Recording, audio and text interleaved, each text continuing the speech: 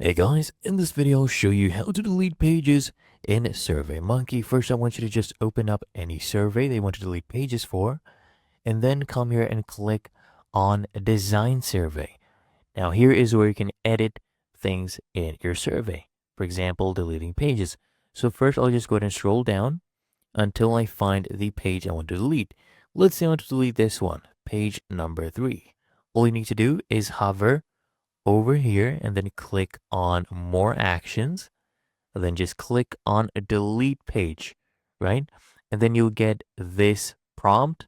Basically, you can either delete the questions on the page as well while you're deleting the page, or you can move the questions to the page above. When this page gets deleted, I'll just delete the entire page with the questions. So I'll choose the first option, and then I'll just go ahead and click on delete, and you'll see that page number 3 is now gone. We only have 7 questions.